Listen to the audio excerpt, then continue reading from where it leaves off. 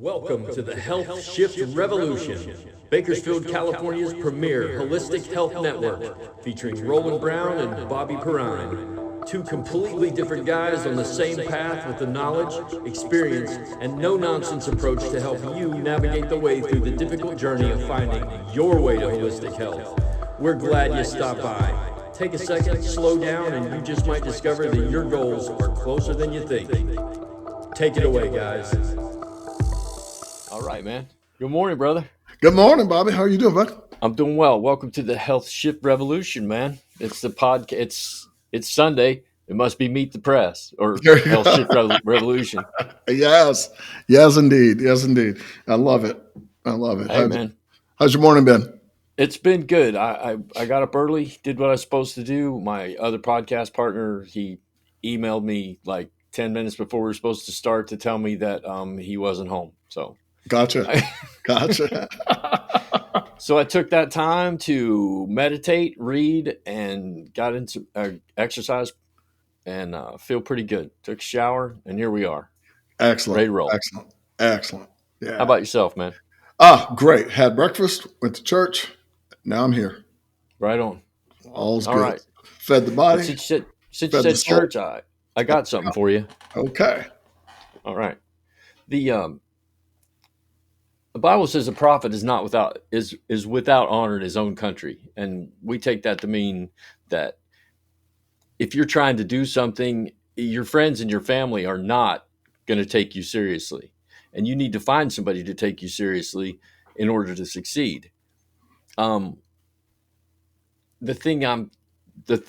reason I'm bringing this up is because the thing that you can do is take yourself seriously. Mm-hmm. That's the thing you need to do first. And that's where these New Year's resolutions are just, they're not useless. Don't get me wrong. New Year's resolutions are not, I'm not calling them completely worthless, but what I am saying is there's a huge problem with them, and with people making these huge resolutions. I'm going to learn to speak Spanish, and I'm going to learn to play the guitar, and I'm going to get in shape, and I'm going to eat right. And they make this long list of things, and they just set themselves up for failure, because not only is no one going to take you seriously, you're not taking yourself seriously. You're just kind of throwing it out there to wish for it. Yes. And I think the difference between making a New Year's the reason New Year's resolutions and any resolution you make doesn't work is because you don't set a goal and you don't have a plan. It's just an idea. A resolution is just an idea. It's kind of like the congressional resolutions. We're gonna every year. Okay. Every election season they declare we're going to do this, and this, and it's still the same situation. So it's nothing happens without a plan, and usually when you make a plan, you don't make a pronouncement. Right. You simply go to work. And that pronouncement is where you believe that you can do what you're saying you're going to do. Or you just start doing it. Right. That's right. it. I mean, it's resolutions and most of the things that we, declare out loud, man, are really, you said it right. Man, I'd like this to happen, but is it really important enough for me to make any changes? Right.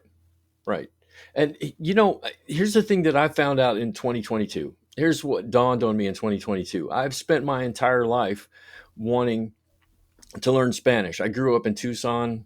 I went to predominantly Spanish-speaking schools. I lived in predominantly Spanish-speaking neighborhoods. Mm-hmm. And everyone always told me I need to learn to speak Spanish. And then as I got older... Yeah. You know how that goes. Exactly.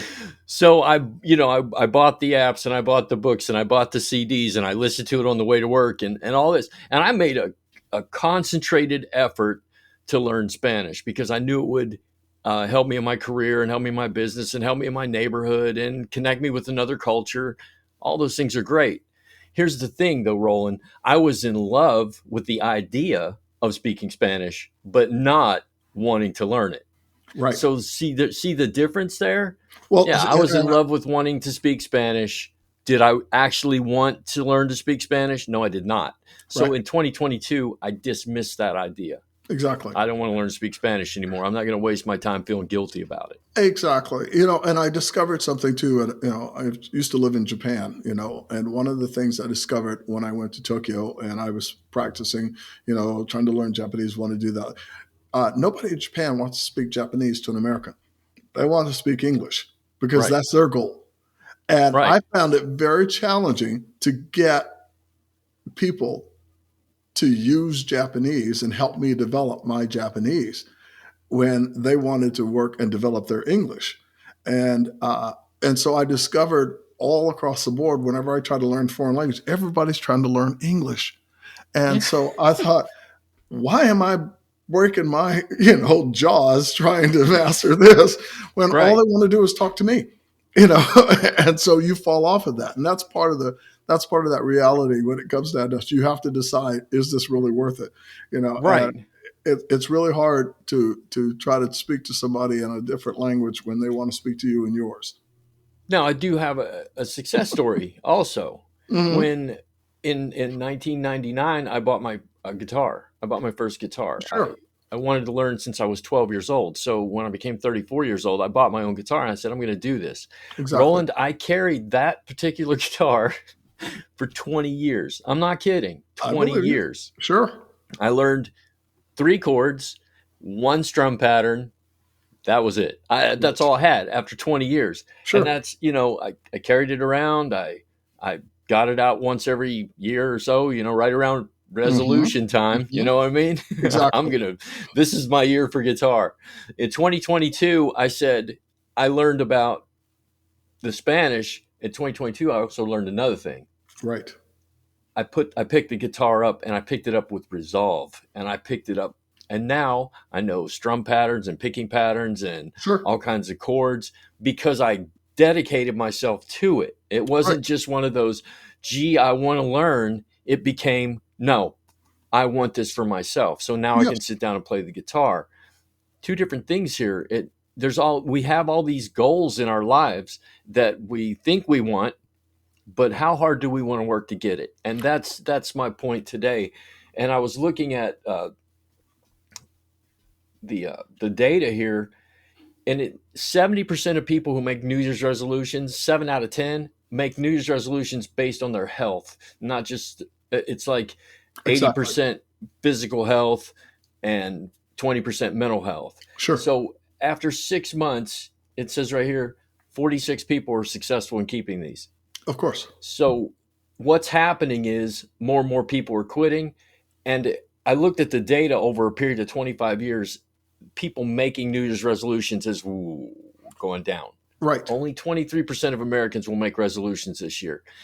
And I think I have that figured out, because you make New Year's resolutions and you fail. And you do that for years. Right. Years. After a while, you get this mindset of a New Year's resolution doesn't mean anything. Correct. It's just a hope. Exactly. I hope I lose weight this year. Well, right. I hope I get rich this year. But if I'm going to sit on the couch and watch TV, I'm not getting rich. Right. So we've developed this failure mindset that it's okay to say whatever we want to say. I'm going to start eating right. I'm going to start doing this. And everybody around you who's watched you do it for years just goes, okay. Yes. And that's where that scripture that I quoted, a prophet is without honor in his own country, because no one believes the prophet in the household. No one believes the resolution in the household. And until you make huge leaps in progress, no one's really going to recognize you. And that's where your personal resolve comes in. I'm doing this for me. I'm not doing it for my wife. I'm not doing it for my child. In the beginning, it has to be, I'm doing this for me. And no matter who believes in me or who doesn't believe in me, who makes fun of me, doesn't matter. When the weight starts falling off, that's when you see I'm serious. You know what? And I agree with that.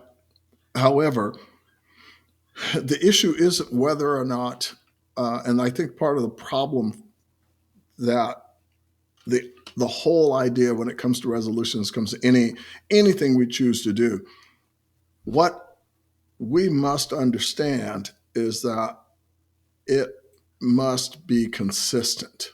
Yeah. Okay, because I have a, as a personal trainer, I have a big problem with people wanting to make big changes before they announce or say to people that I'm doing this. I'm working out. I've made a decision, and now I'm taking these steps. We don't honor the steps. We Right. don't honor the process. What you just said is, the statement you make that I disagree with is the one that says, when you make these, when you wait, you do this, and then when these big changes come, then people notice and that kind of thing. Well, there's the big changes don't come without the little steps. Right. And the little steps are the ones that are the most important because, as you've done and proven, you start out in one particular condition and then you spend, each day doing something specific that is positive towards your healthy well-being, your goal or whatever. And then you make this pattern as you get more knowledge and you start to create this pattern. And now, after a few weeks, it becomes this thing where, you know what, I'm not thinking about having to do this. I'm not arguing with myself about doing it. I'm just kind of in a routine that I get up and I do this, or I go, and I do this. And this becomes just part of my pattern. And all of a sudden, it doesn't become this major driving focal point in my life. I don't have to motivate myself. I just have to live my normal routine. Right. And when you Right. live your normal routine and your normal routine contains a pattern of self-care, then as you are making, changes because you're consistent, as you're feeling better, as you're having energy, as all of the internal changes are taking place, even if you're not seeing the kind of external changes, that come with consistency over time, the physiological internal changes are the ones that are going to make the greatest difference in your life. Yeah. The quality of your life is going to improve by your ability to be healthier, stronger, and have more energy and availability. So you don't have to have this package. It doesn't have to wrap up in a particular package. You don't have to end up with a six pack, or you don't have to end up with this kind of results in order for people to know that you're fitter. You Right. just need to be able to do more. I was talking to a couple I was working with yesterday. So the reality for us is this: you start caring a lot less about how you look as you get older, and you start focusing more and more on what you're capable of doing. You don't have to be hot at 75, but if you're capable at 75, you're really hot to people. Okay. Other 75-year-olds. All of a sudden, and you're the dude that doesn't need a walker. What? He can walk on both. Look at he can stand on both his legs, man. It's like amazing. All of a sudden, your capability becomes a big deal. Right. The fact that you can do these things, you can bend down and get up off the floor. The wife was talking about, noticing, with her grandkids being able to get down and then get back up on the floor. That's getting more challenging. So now this is the process by which I want to restore and keep that capability. Right. And so the things that matter are the functional way of life. And now all of a sudden we're going, okay, that's a focus that you can maintain. That's a resolution that you can grab hold of and motivate you through your life. Plus, it's an objective reality that you can check. If you're having trouble getting down and getting up today, but after, 3 months of working out, you're popping up and down and not even thinking about it. That's an objective reality that will sustain you, because guess what? Your ability to do that in 3 months consistently will also be there in 10 years as you are consistently doing this regular routine. Yeah. And that's what matters now. And if people don't grasp that, if their idea is just weight loss or just, looking better, That's not sustainable for most people. That's not Right. sustainable. You have to have a goal that, even if it's for you, that is objective and that is quantifiable. and and sustainable, and you're able Absolutely. to do it. Absolutely. You know, my what I was saying is, I agree with you wholeheartedly, but what I was saying was the first 30 days, to me, the first 30 days are all me, because no one really is popping in to say, "Hey, good job," because I don't have a trainer. I Right. don't go to the gym. Sure. Sure. And this is the people that I'm most concerned about, the people who are that huge population that we have that doesn't know anything about exercise. So all the Right. exercise that they hear about is like speaking And Spanish to it's me. funny. It's because all of those people, and I tell everybody, everybody has to make a decision. The people that choose, say, to invest in an education with a trainer, okay, that's one subset of the population.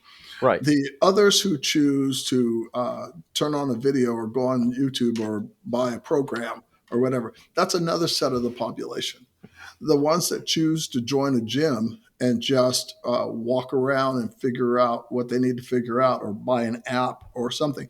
What we have here in this world today is we have so many ways to access exercise, to Hmm. access fitness. Then the question becomes, why don't more people access it? Right. So if we're looking at the idea of then it is it is, in my opinion, the reason we don't access it is because we don't see the value in it. And the Okay. value in it in our society today doesn't really show up, I think, until we get older. We're talking to those who are in that 40 plus, age range, and all of a sudden your youthful grace, the youth benefit, has petered out. Okay. And now you're sitting here. Now what you're doing is you're getting up and getting down and moving around, on the downhill slide, Yeah. okay, of your youth. And so there's an awareness that comes along. And if we then talk to those people and get them to get a long term mindset, because the problem is when you hit that, all of a sudden you want to change it in a month, you want to change it in 30 days, you want to change Yeah. it in 90 days. You're looking at that those are the ones who are susceptible to that lie. And rather than taking this vision of today, I start for the rest of my life a process by which I will enhance my life. If you don't begin that way and then take the baby steps necessary, then you're going to fail. That's why the resolution doesn't work. Right. You started out that with why so many people don't access it. Well, there's another question here. Why don't so many people access it at all? And the other question is, why do over half the people who access it fail? They stop. They don't fail, they quit. They There's a quit. difference. And that is because there is no correlation between the need for it and survival. I would If like to you see the don't, data taken apart by what you're saying. 20 to 30, 30 to 40, 40 to 50, 50 to 60. Let's see who's doing it now. exactly, So the older exactly. you get, yeah. Well, in my opinion, and it's just an opinion, it doesn't matter why you do it as long as you keep doing it. If you're doing Exactly. it because you want abs, that's great, bro. Go do Right, it. If you're right. doing it because you want a better butt, have at it, man. If you want to be sexy or whatever shallow reason you have, Yes, please, by all means, keep that reason. And as your reasons change, just change your exercise habits and change your reasons, but never stop doing what you're doing. exactly. And My reasons again, have changed. I didn't mean to interrupt you, but no my problem. reasons have changed from when I started. It was called the Look Good Naked Project Right, because I looked horrible in my own eyes. And exactly. now, yeah, that's funny, right? Look Good Naked Project. Yeah, And we that use it a project lot. went for years Yes, until I was comfortable. And then I thought, okay, success. I'm happy with the way I look with my clothes off now. right. What's my reason now? Well, I feel better. Well, okay, well, fine. That then naked doesn't matter anymore. Feeling this way is wonderful, and I don't want to lose this. Also, the reality is you came to the place of understanding that if you stop, then sooner or later you will stop looking good naked. There's a reality of maturity, of understanding that this is an Yeah. ongoing process, and that the process of that when you stop the process, you don't sustain and maintain. We're Right. always fighting a process of deterioration. And so what happens is all we're doing when you're training and you're taking care of yourself, you're slowing down the process of physical degeneration. Right. You're not stopping it. Okay. No, by all We means, you can't, can't. at the age we are, we can't do the things if we're in the same condition we're in right now. Okay. In the condition I'm in right now, if I'm in this shape, but I am 40 years younger, I am capable of so much more. Yeah. Yeah. Okay. It's the muscle tone, the Great power point. that's there, everything that's already inherent in youth. All of a sudden, I am capable of so much more, and I don't have to do a thing. So the things I did in my 20s to stay in shape took so much less effort than the Yeah. things it takes now in my 60s and almost 70. So Yeah. it's you're fighting a natural degeneration, and our problem is our population is aging, and the other end of the issue is that our population is getting more and more obese at younger and younger ages. So the Yeah. young population is actually physiologically aging so much faster than Mhm. my generation did. My Yeah. generation is just chronologically older and has neglected. But the younger generation is physiologically older, and that's going to catch up with them at younger and younger ages.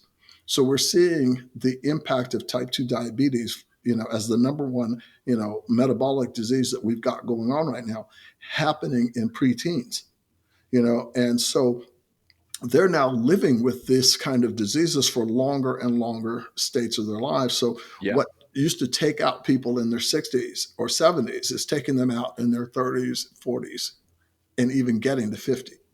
Yeah. So I they've spent decades on see it. medication, and stuff like that now because we have the ability they're treating the symptoms at younger and younger ages, and they're spending trillions of dollars on symptom management and not having any quality of life, compared to what, again, my generation before me, went through and had Right. available to them from a physiological standpoint. The It's funny you should mention that. Like we talked, I think you and I talked before about how size 4 in 1960 and 1970 isn't as size 4 anymore. It's actually much bigger, and what we do is we keep moving the bar for everybody.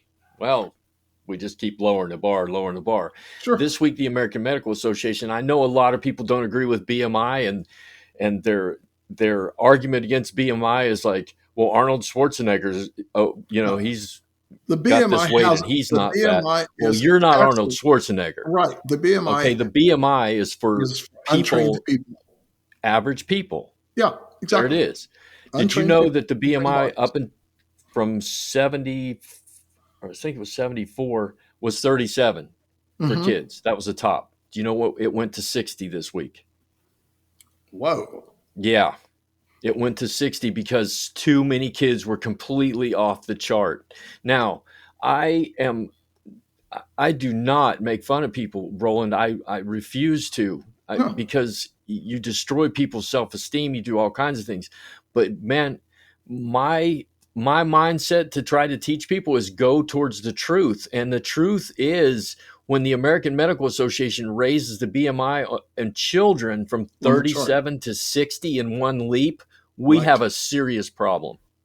They did the same thing with the diabetes scale, and they Yep. lowered pre-diabetic, okay, down to I think it was down to like 120. Well, if you look at the old charts, okay, that was all green up until 150, okay, Right.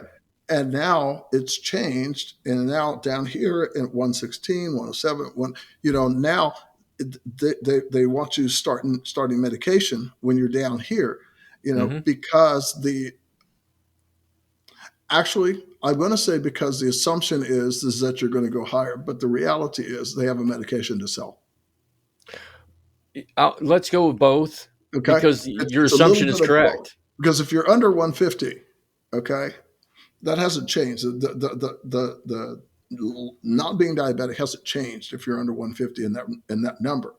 But since they are charting the progression on a long-term basis, they want to start you on medication earlier. But all Right. this time, when they could start you on, an exercise program and a valid eating program and put people in this place. But since we don't take physical fitness as a treatment process and a treatment program, and we don't subsidize it, we don't insure, we don't give people that as an option, then what we're saying is basically we're telling the pharmaceutical companies and we're telling medicine that give them medicine to control this, and then give Yeah. them medicine to offset the side effects of the medicine that you gave them to control this in the first place.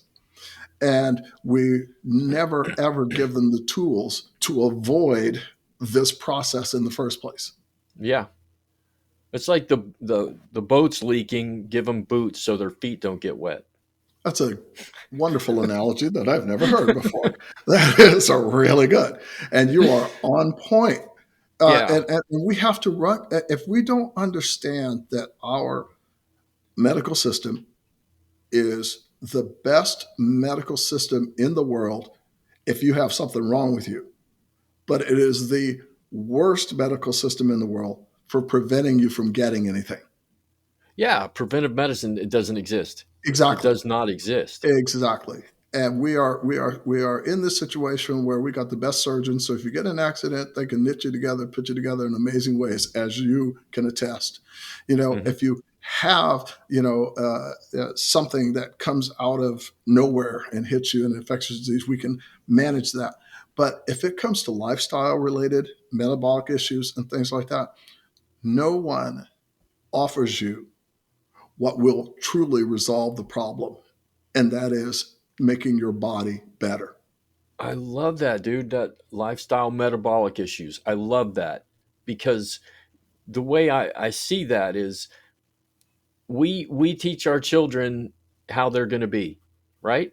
Exactly. Um, if I don't teach my kids how to take care of themselves or how to read or how to write, they're not going to learn it on their own. And kids So, learn by they model it. We model right, behavior for our children. We don't tell right. them stuff to do. They don't pay attention to what we say. They pay And attention to some of what the we things do. we teach them are hard lessons. Those are Exactly. hard lessons to learn as a child. But as Absolutely. an adult, just become, and I know the term's overused, and I use it anyway. As adults, we become snowflakes, and if it's hard, I don't want to do it. I Correct. can't do it. I can't control myself. Do you have a pill that'll help me do this?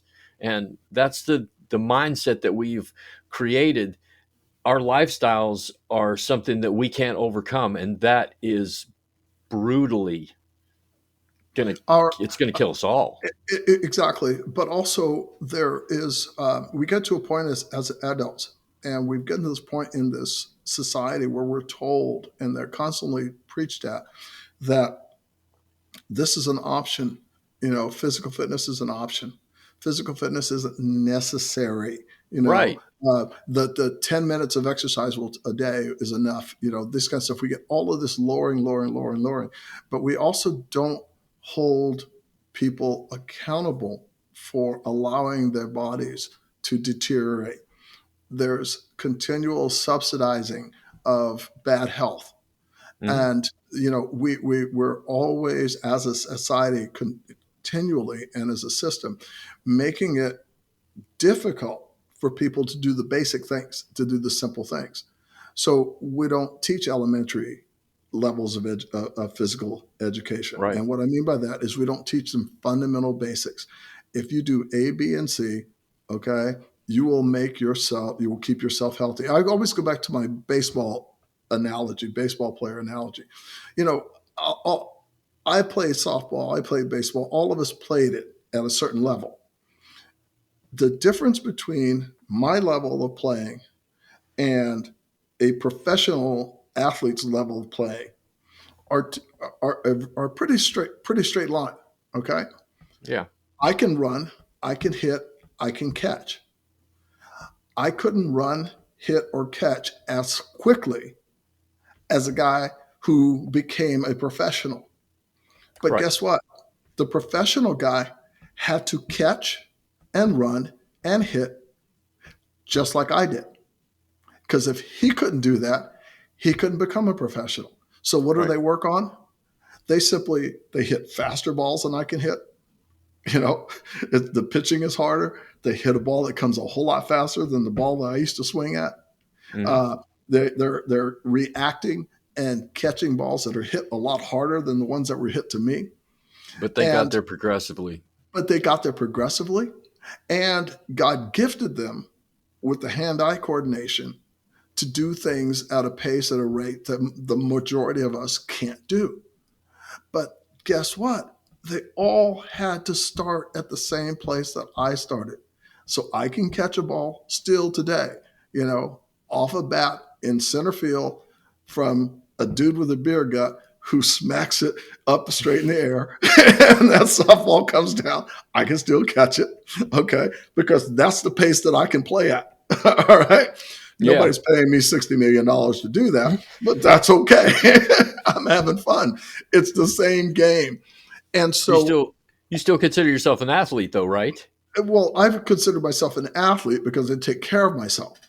So, and I've always trained myself. So I'm always an athlete. But the point I'm making is that the fundamental stuff that I do keeps me capable of playing at the level that I can play at. It Right. keeps me capable of playing, keeps me capable of moving, keeps me capable of doing these things. It doesn't make me able to make a living out of it.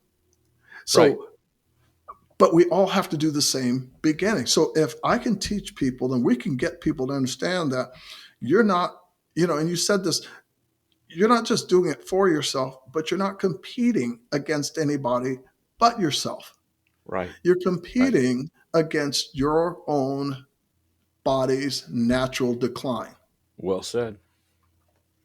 And Oh, once well you said. understand that you just want to slow down your decline, then how you end up on the spectrum of fitness, whether you decide you want to take it all the way to bodybuilding competitions or CrossFit competitions or, running senior track athletes, whatever it is, you can do all of that. But if you just want to be a dad, mom, granddad, grandma who can play with their kids and who can keep up with the energy and then be able to sit down and have a conversation about life because you're operating at a level that your kids can relate to, those Right are on. the kind of issues that you want to maintain. That's where you want to say, okay, I can do this.